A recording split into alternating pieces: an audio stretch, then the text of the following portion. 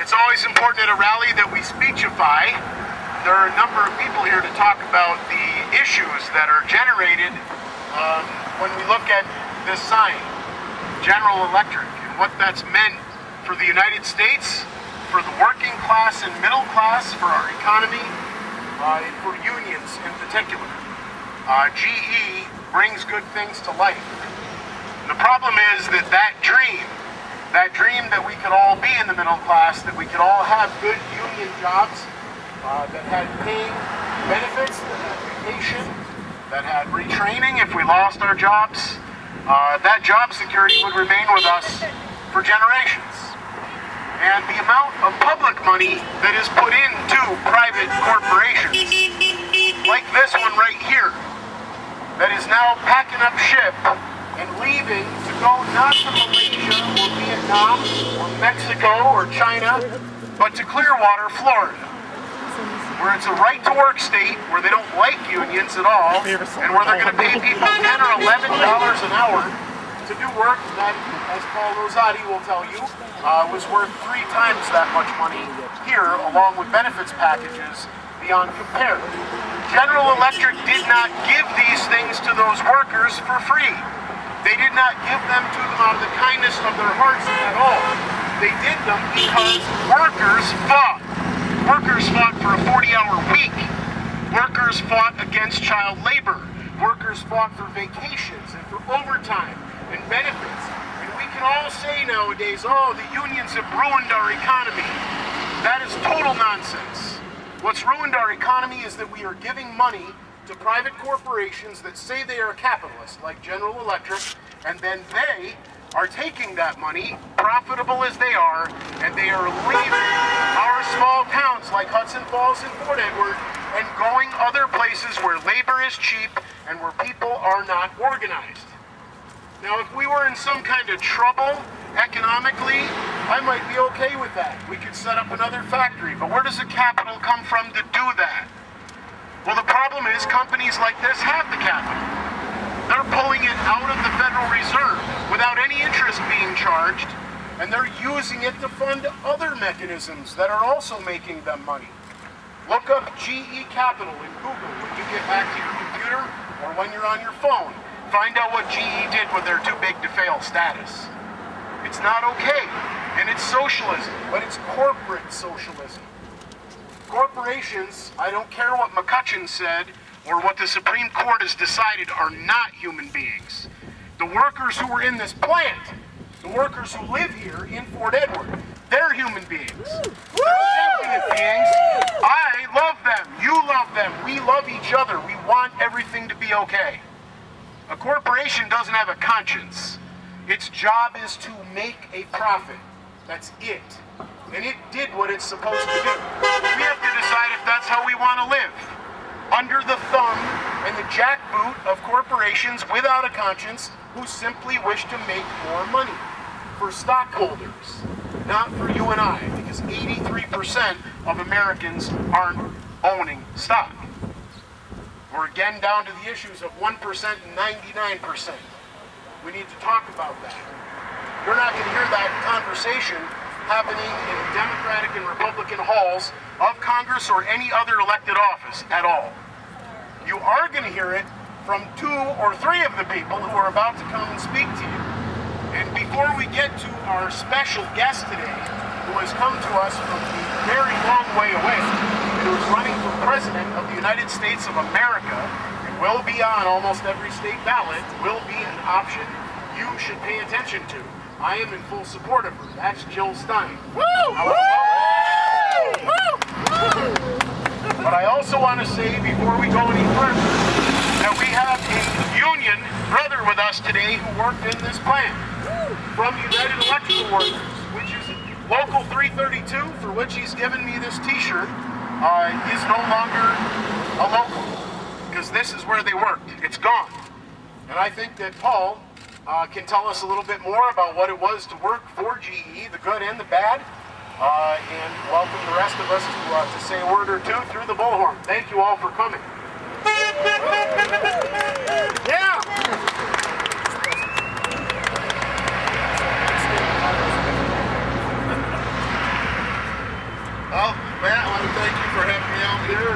thank everybody for coming. I worked at this plant for 16 years, and it was a good job. There's approximately 200 of us here supporting families and putting money back into this community, whether we spend it or donate it to various charities. And it was a good place to work. But as Ben said, corporate greed rules the day, unfortunately. They closed the plant about 2 years ago. About last week or so, the last of the members left. We just found out they closed another plant in Pennsylvania, 250 members, and they let 1,500 go from our biggest plant in Erie, Pennsylvania around Christmas time. So they keep exporting jobs out of this country. I don't think you can change big business. I think you have to change the politicians and make the rules for big business. Yeah. And any year, this is the year that we need more options. The media doesn't want to represent it that way, but the average person knows it just doesn't get done for us. You have to look around, get informed, and make some choices that are going to best represent you. I really don't know what else to say. If there's any questions.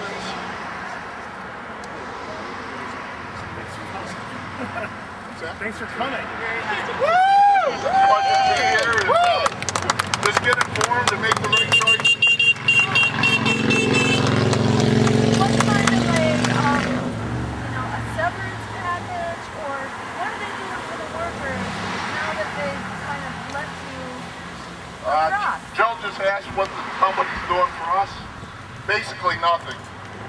Pretty much nothing. We've got a severance that was negotiated, but unless you were there for your whole lifetime, it didn't add up to much. I see. As far as Healthcare?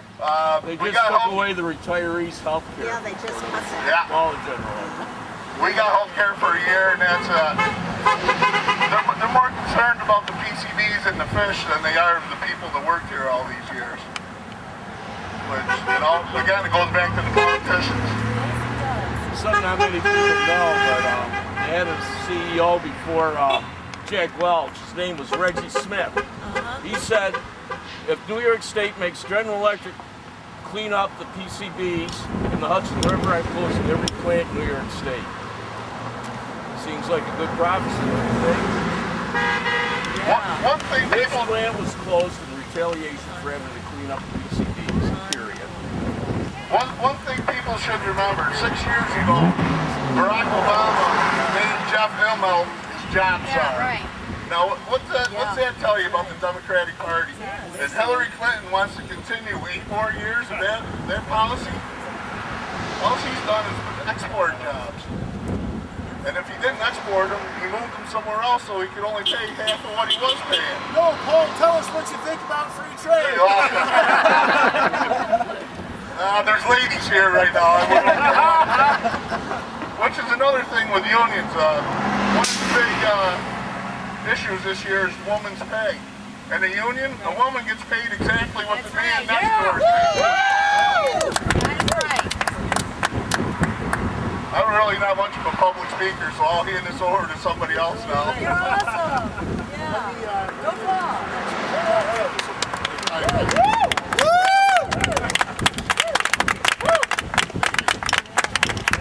We have one more union brother with us. I'd very much like to have share the loud horn for a minute, if you would. Would you come up, Bill?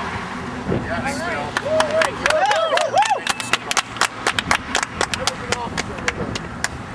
I know Paul Ruzbacki over there. I was the union officer with him. I don't know if I'm using this microphone right or not. You can hear me fine. Paul brought up Jeff Immelt, him being on the job creation board. We had a grievance meeting going when we were discussing the contract, and one of the things that came up was, when I'm on, and Human Relations was talking about Jeff Immelt, what a man that he is, and I mentioned, yeah, he's great. He closed 21 plants in the United States, and the Human Resources Officer from corporate said, no, you're wrong. He closed 32. That was then. That was 4 years ago. I'm sure it's, well, I know it's more, at least one more than that now. Paul said, what went on at Fort Edward General Electric, and I'll repeat it. I can't prove it, but it seems awful curious. Within a month of when General Electric said they got done cleaning up the PCBs out of the Hudson River, they announced closing of the Fort Edward plant. And like I was mentioning to this lady over here, there's a CEO before Jeff Emmel, Reggie Smith, and it was in the New York Times, so you know how we got a copy of it. He promised, he made a vow, that if General Electric is forced to clean up the PCBs out of the Hudson River, I'll close every plant in New York State. Here's the first one. This is revenge right here. They're completely aware that what we're making in this plan is way too complex for somebody working at $12 an hour to do. They know it's not going to happen. I'll be honest with you, for years and years, I was a Democrat until I got tired of voting for Democrats and having to get in office and become Republicans. like we have now, Mr. Obama. Nothing against him. I don't see any promises he made. And one thing union-wise, he's quoted as saying is, if there's a picket line, give me a soft pair of shoes because I'm going to be walking on the picket line. I think y'all remember the teachers in Michigan, the state workers, and taking away their rights. Not a word out of Obama. Well, I mouthed off quite a bit. As my wife says, it's about time I sat down and shut up for a while. In case anybody else wants to talk. Thanks for listening to me for a while.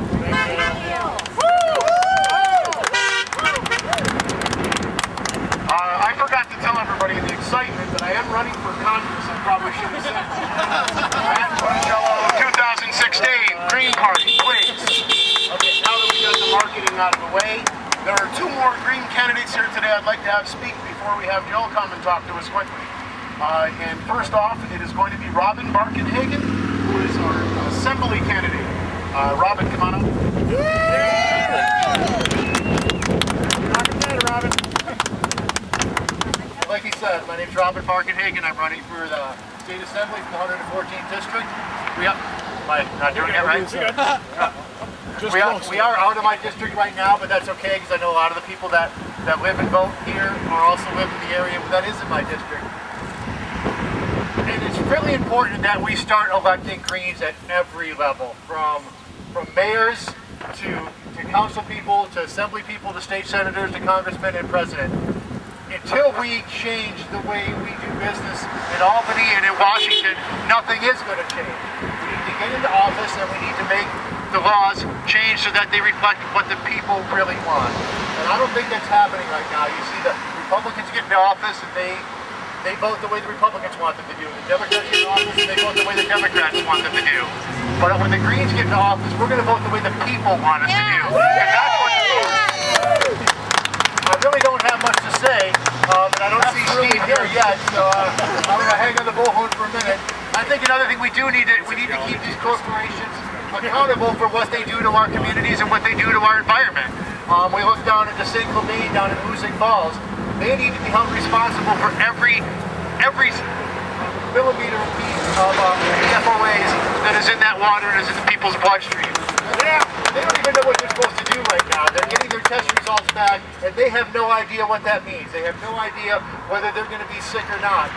And the state has known about this for over a year. Right. It's time for the state to pony up and tell everybody what the real truth is, and to get these companies to pay for the cleanup and to pay for everyone's health care until everyone is taken care of.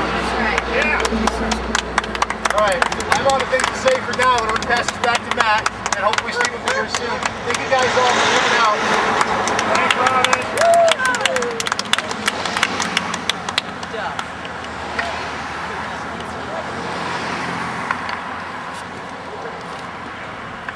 All right, Joe wanted to use this off of the bullhorn, so I'm taking it off. What I would like to say very quickly is I met this woman first about 4 years ago at the Moon and River Cafe in Schenectady, New York. I already knew and had become friends with Ralph Nader at that point, who's run for president a number of times, to my way of thinking with great success. Because what he did was he took a lifetime of being an advocate for the working class and for the environment, for the people who live in this world, for the animals that share it with us, for the trees, for the grass, for the crops. He put it all together, so this is the way it all makes sense. How come we're not doing it that way? People hate him for that, because they've been told he's a spoiler. Ralph's not a spoiler. Ralph's the guy who's a catalyst for me. He's a catalyst for Jill Stein. He's a catalyst for Robin. He's a catalyst for Howie Hawkins, who got the Greens on the ballot. Ralph is a warrior, and he's a warrior for the working class. And when the Democrats apologize to him for what they have done in vilifying one of the heroes of the working class in this country, I will love them. Until that day, I'm very angry. Because that's the guy they should have elected. That's the guy we should have elected. And if we had a non-corporate media, and if we had non-corporate political parties, it would have been common sense to vote for that man. There would have been no lesser evilism. Who do we hate least? Exactly. That's what we're left with every cycle, really? Yeah. I know all of you, I look around at your faces and I say, we don't have to have a politics like that. That's right. Our political arena can be people like you and me who actually get up and work for a living and who care about each other. We really can do it. All we have to do is convince our friends, our family, our neighbors to vote differently.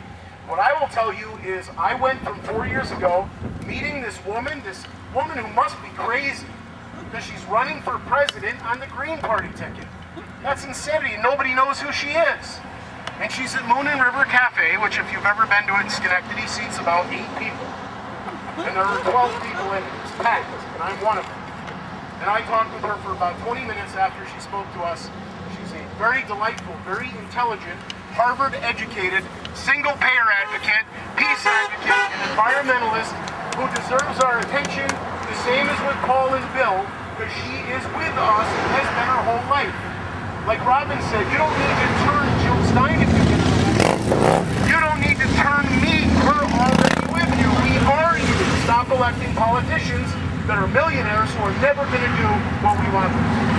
I want you to celebrate the presence of Jill Stein today here in Fort Edward at the GE plant. Jill, welcome.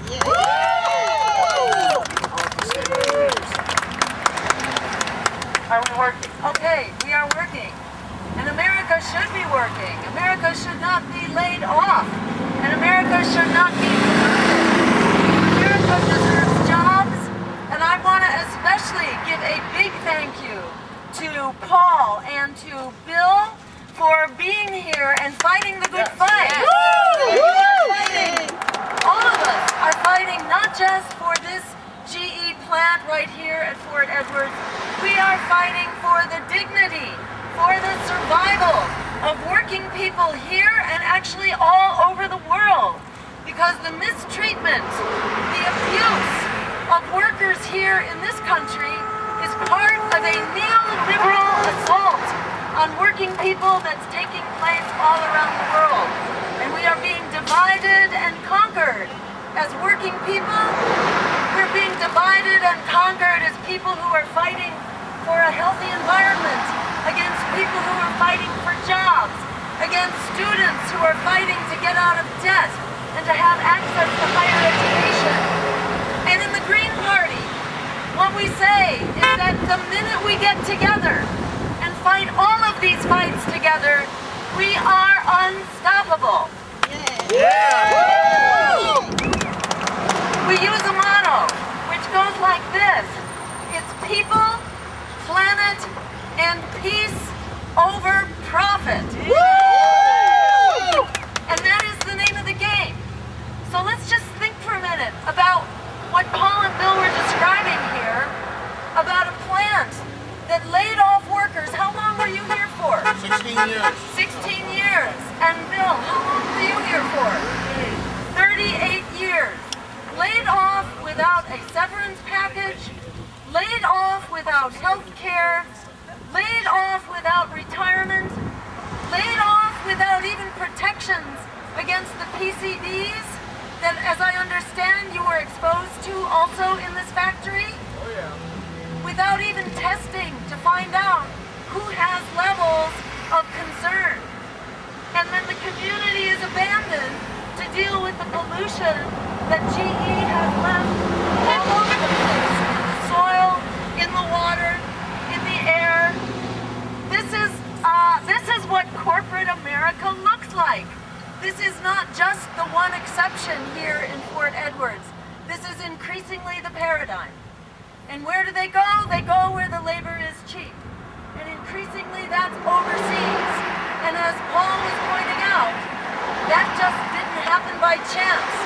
This is a plan that was created in order to give corporations their maximum profits, in order to make it easy for them to take their jobs overseas, where they don't have to worry about environmental pollution, they don't have to worry about poisoning workers or poisoning the communities, they don't have to worry about a decent wage or unions.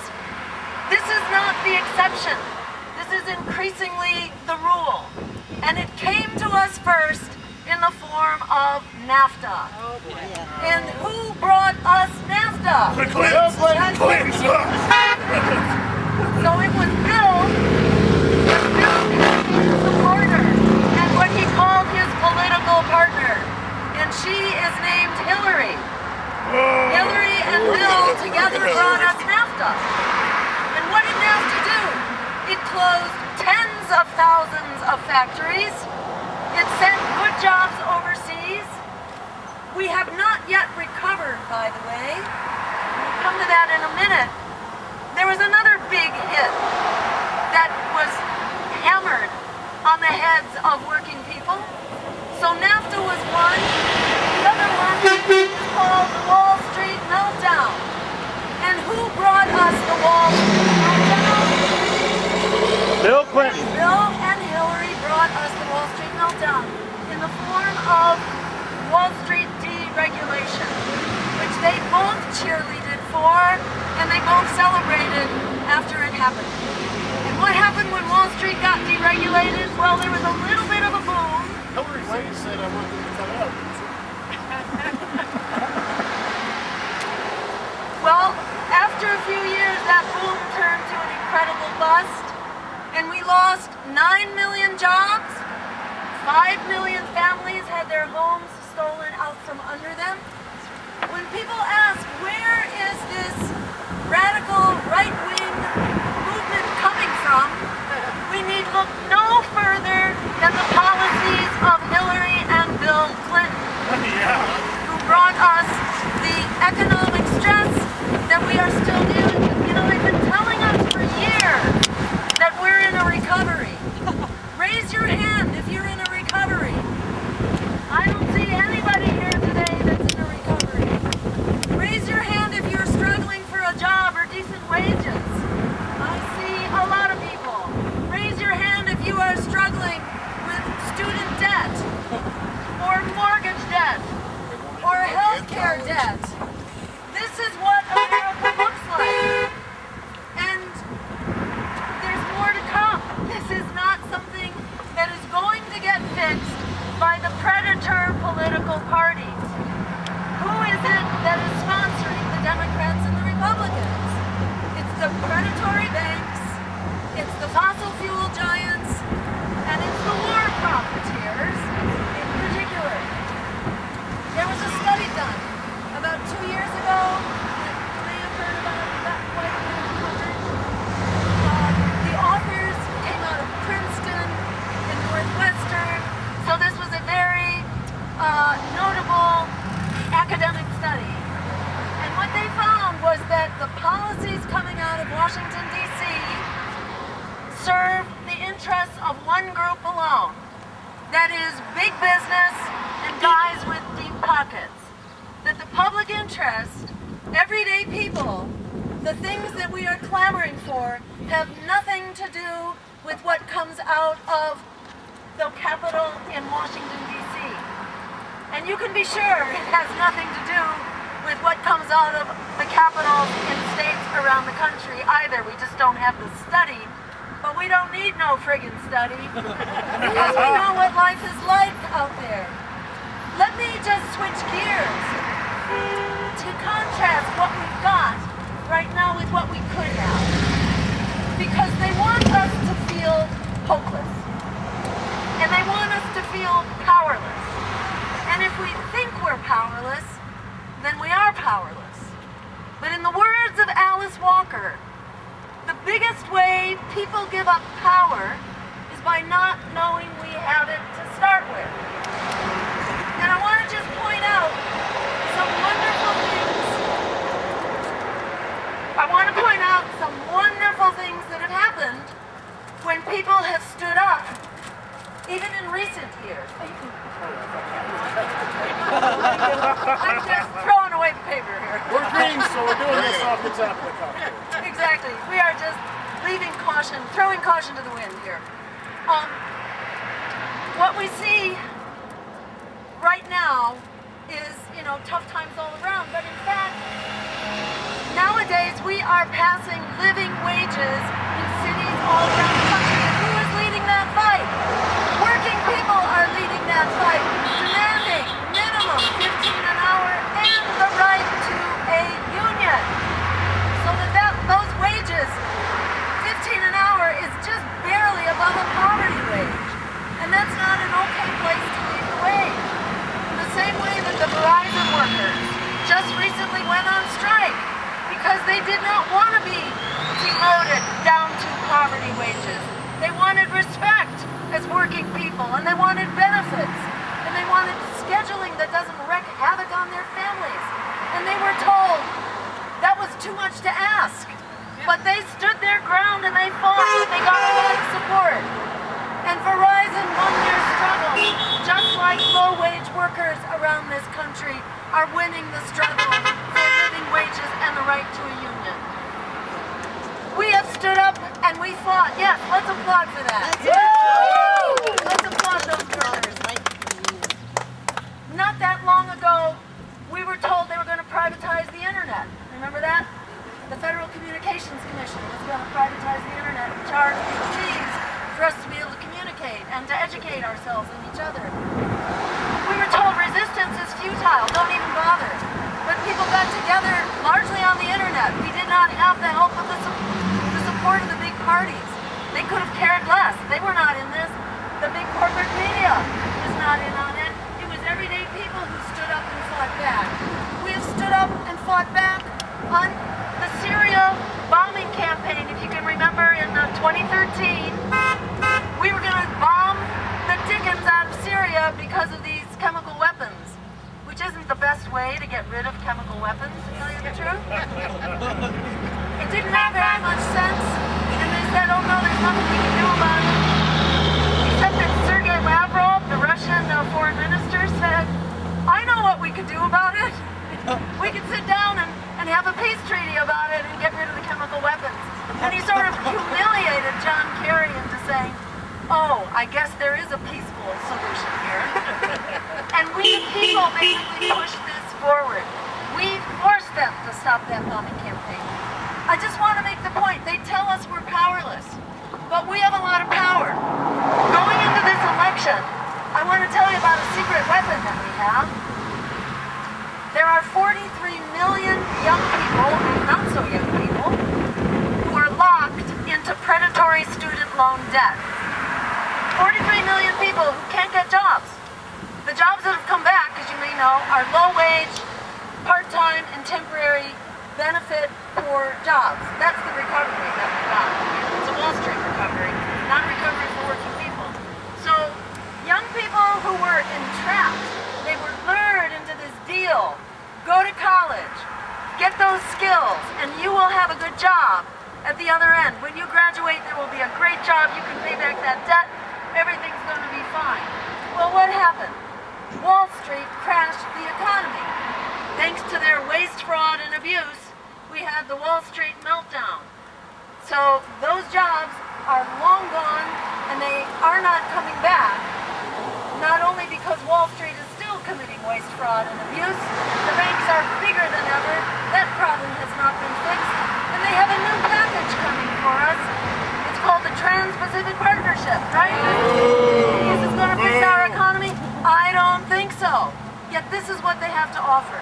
So the point is, you got 43 million people locked into debt, and they know that there's not going to be a way out under the Democratic and Republican rule.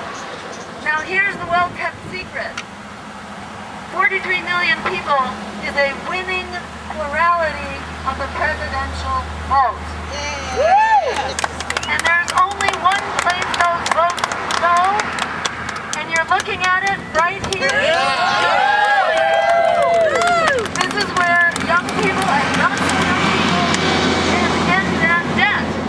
Because just by coming out to vote green on November 8th of 2016, we actually have the numbers to take over this election and win it. And cancel that debt. And in my experience, when you tell a millennial in debt, or even a middle-ager in debt, that they can cancel it, that's all it takes, because the president actually has authority over this. It doesn't have to go through Congress by virtue of appointing the chair of the Federal Reserve.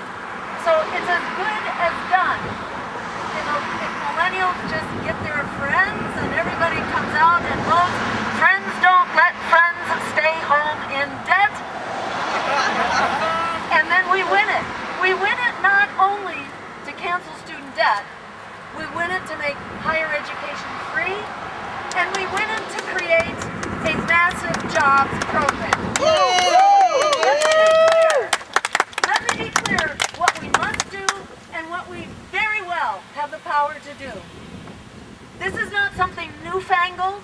It's not something hypothetical. This is something we did to get out of the Great Depression.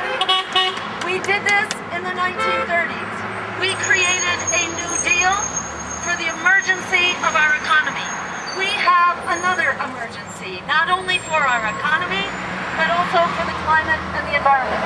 We are calling for a Green New Deal, and we're calling for it now.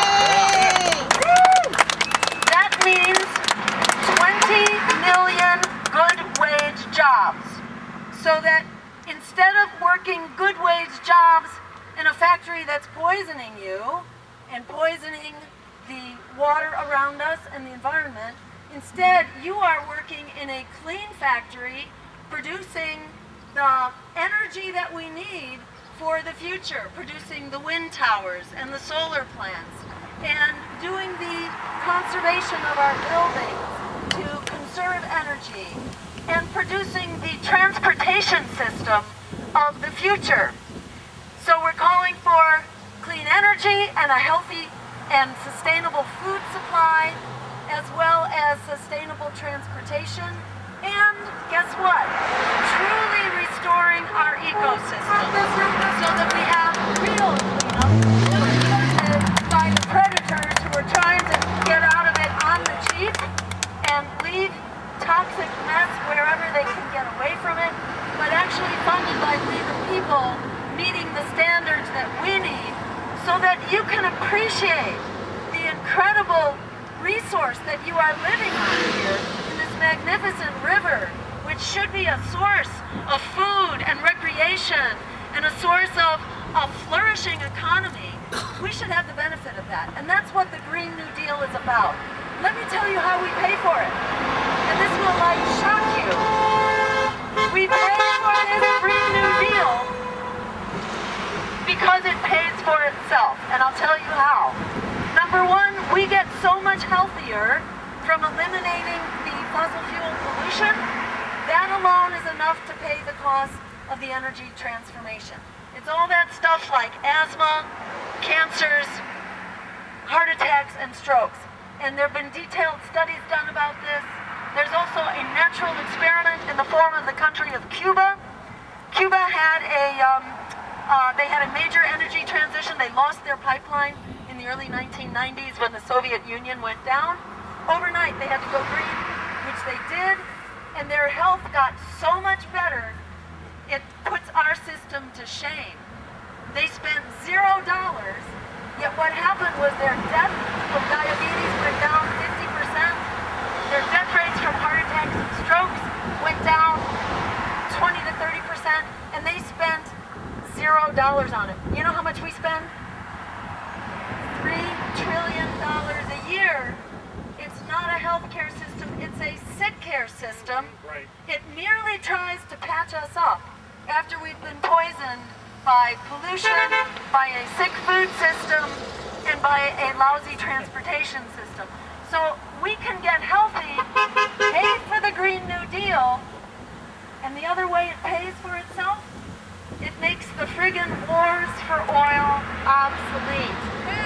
You don't need them, and you can't justify them when we have all the energy we need right here at home. So we save a heck of a lot of money. We put that into real security, not only jobs, healthcare as a human right, education as a human right, including ending student debt. And we change our foreign policy so it's not based on militarism and economic domination. It becomes a foreign policy based on international law and human rights. And we can do the right thing and be a superpower of the right thing instead of a superpower that is on the wrong side and in the doghouse, as far as most of the world is concerned. Bottom line, and I'll just end with this. The bottom line is what we are doing here today. It's what the workers have been doing here at this GE plant. The bottom line is standing up for the future that we deserve and not being intimidated by the culture of fear at the GE plant or at the Verizon plant or at any plant that tells you you don't deserve a good job or you don't deserve first-class healthcare, that you don't deserve a good retirement. We're standing up to say we deserve that, not only in the factory, but in our communities. We need a government that's working for us, that's not working for the economic elite that is throwing us under the bus. So when they tell us, you don't dare vote for a third party, reject that. That is a politics of fear that has delivered everything we were afraid of. All the reasons we were told that you could not vote your beliefs, that you had to vote your fears, because you didn't want the offshoring of our jobs, you didn't want the meltdown of the climate, you didn't want the endless wars for oil, you didn't want the war on immigrants. We were told you had to vote for more business as usual, you had to vote for the lesser evil. But under the lesser evil, including 2 Democratic houses of Congress, that's exactly what we got. The expansion of the wars, the offshoring of our jobs, the massive bailouts for Wall Street. So forget that fear campaign. If they wanted to fix the problem, they could do it by passing ranked choice voting. Woo! Do you know what that is? It means you get to, instead of just picking one candidate, you get to rank your choices.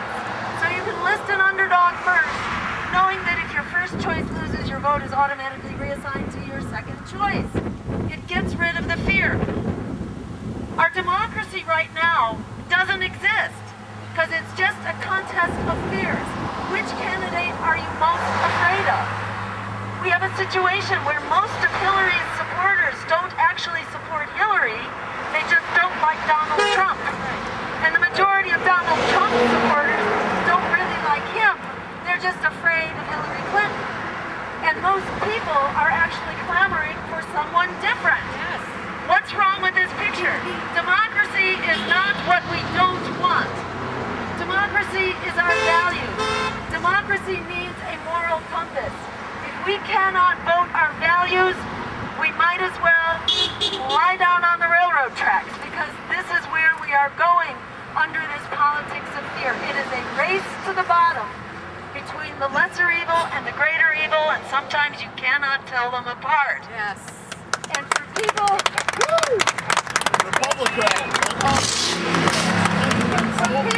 push back and say, oh my God, but, women's right to choose. I just point out, well, you know how we got women's right to choose? We got it from a very conservative Supreme Court under a terrible Republican president, Richard Nixon. How did we get it? We got it by standing up and Actually, taking no since we're in New York, let me give you a point of order. Since we're in New York, actually it was a Republican governor and a Republican legislature in this state that was the first to pass it anywhere in the world. It was democratically passed in this state. With a Republican legislature and a Republican governor. Passed it here 2 years before Roe versus Wade. That is great to know. Thank you for that. So there again, what I often say to people is, this isn't to say there are no differences. But we were the first. and you often have to like debate which one is worse. But there are sometimes differences, but those differences are not enough to save your job, they're not enough to save your life, and they're not enough to save the planet. So I say, take that lesser evil business and just go shove it. Bottom line, forget the lesser evil, fight for the greater good, like our lives depend on it, because they do. We can create an America and a world that works for all of us. The power to do that is not far away in our hopes. It's not in the distant future of our dreams. It's right here and now. It's in our hands. It is in front of this GE plant. It is in the candidates who are running for office right now who can win that office. And I just want to thank you all. I have to tell you, I'm going all around the country right now, coast to coast, in the course of a week after week. And I am just in shock at the incredible wake-up. It's like the wake-up that Bernie Sanders helped give voice to. It's not going away, and it is not going to the graveyard of the Democratic Party.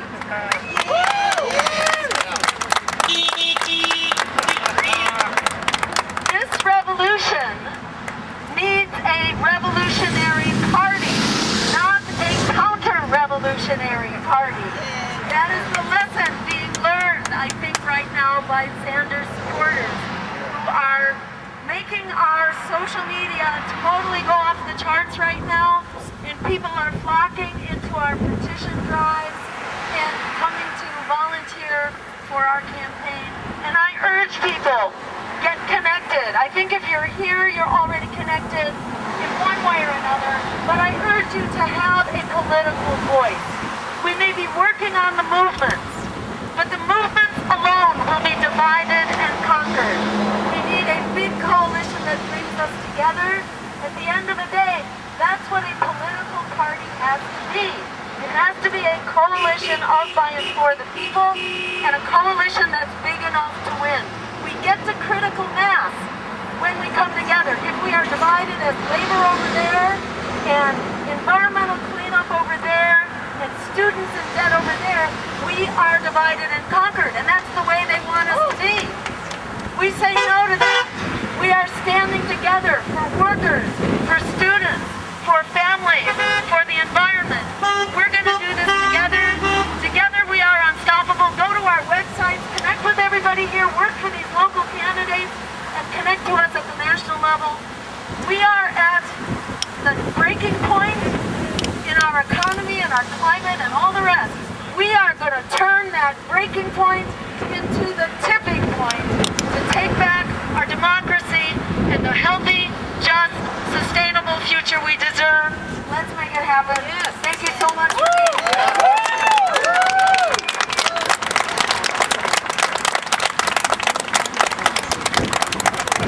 I'm going to very quickly have to leave and bring Jill elsewhere, but we have a last-minute guest. So I just wanted to make a quick remark, and it's to expand on what Robin has already said and what Jill has already said and what Bill and Paul both spoke about. And it's an important two words. The two words are working class.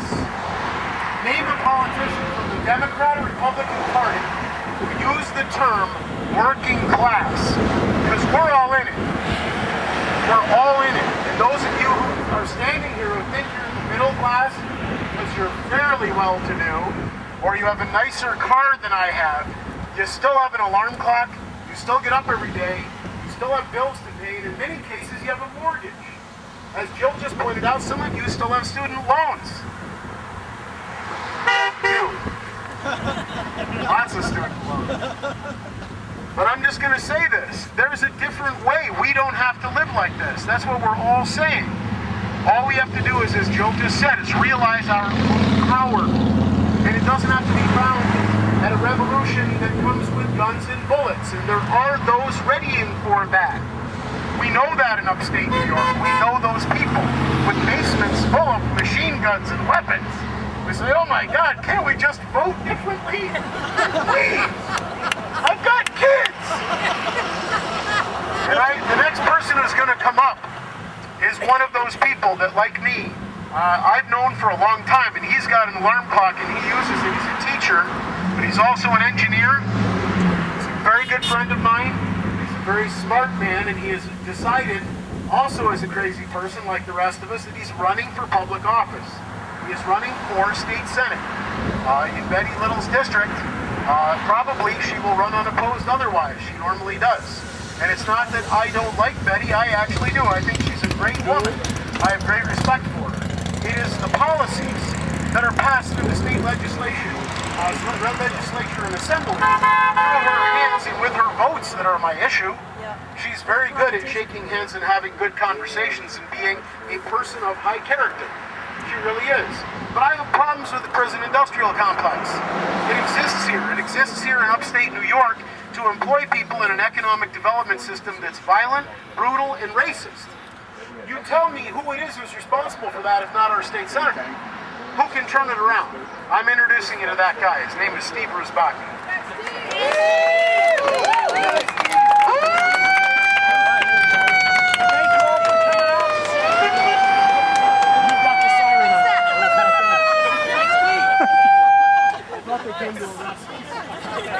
All right, that's probably appropriate. Emergency. So, I'm gonna hold it for you. He's not gonna hold him bullhorns. anyway, thank you all for coming out this afternoon. Great privilege to be here with you all, particularly running on the Green Party platform. That's what my campaign's going to rest on. When Jill takes office next year, and Matt and Robin and I, you're going to see a nurturing of grassroots democracy. It's not going to be trampled, as we've witnessed just in recent weeks from the Democratic Party. Social justice.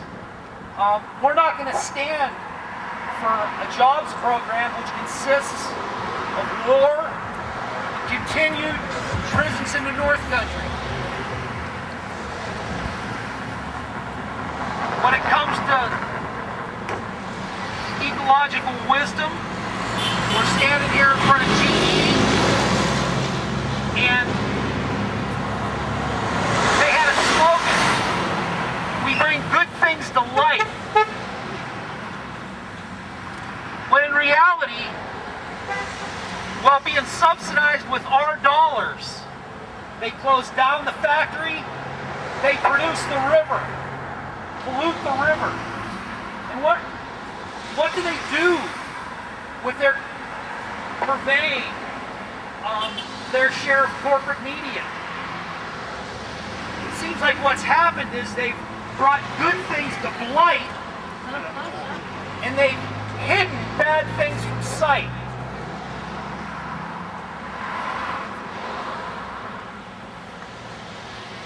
So anyway, our four pillars: grassroots democracy, social justice, ecological wisdom, and peace.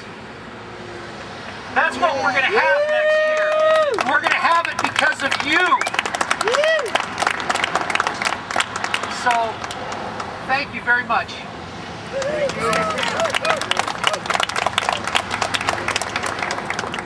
What Steve has not told you is that he drove from Brattleboro. That's where he teaches. He drives 2.5 hours to work back and forth every day. Every day. That's what he's got to do to make a living. That's crazy. He's not quite a bread baker. He doesn't have to get up at 1:30, but he's close. I will say again, working class, we're all in it. Middle class is also in the working class now. Let's all be on each other's side. Let's vote in keeping with the idea that every time we do, we're doing so for, as the Iroquois said, 7 generations. Is GE looking that far ahead when they lay us all off and pollute our river and our town and take money out of the Federal Reserve that they don't have to pay interest on, but we do? I don't think so. I think they are bad corporate neighbors. Terrible. And I think that we need to remove from them all of the excesses they've been given by the corporate puppets they bought congressional and senatorial seats for. It's disgusting.